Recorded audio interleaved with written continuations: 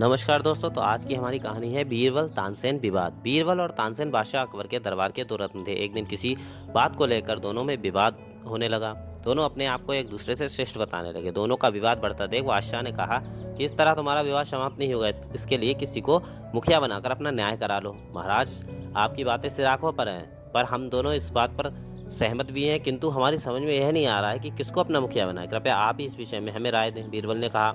बादशाह अकबर ने उन्हें महाराणा प्रताप के पास जाने की सलाह दी। बीरबल और तानसेन दोनों महाराणा प्रताप के पास गए।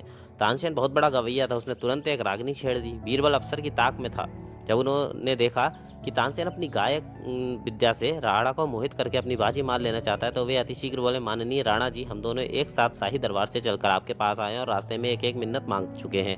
कहने का तात्पर्य है कि मैंने पुष्कर जी में पहुंचकर प्रार्थना की है कि यदि आपके दरबार में मानपत्र प्राप्त कर लूं तो 100 गायें पंडितों को दान करूंगा। और मियाँ तानसेन ने ख्वाजा खिजर की दरगाह में जाकर यह मुराद मांगी है कि अगर मैं राजा से प्रशंसा प्राप्त कर लूं तो वहां 100 गायों की कुर्बानी कराऊंगा। अब 100 गायों की जिंदगी और मौत आपके हाथ में है। आप चाहें तो उन्हें जीवन दान दें या वध कराएं। अगर जिलाने का विचार हो तब मुझे प्रशंसा पत्र दे दीजिए, और यदि 100 गायों को मरवाना हो तो तानसेन को दे दीजिए। राणा हिंदू होकर भला गायों को क्यों मरवाना पसंद करते? उन्होंने तुरंत अकबर को पत्र लिखकर भेजा। बीरबल कुशल नीतिज्ञ है, इसकी जितनी भी प्रशंसा की जाए उतनी ही कम है। बेचारे तानसेन की गर्दन शर्म से झुक गए। वे चुपचाप वहां से वापस हो लिए। अपने जीवन में फिर कभी उन्होंने बीरबल का सामना नहीं किया।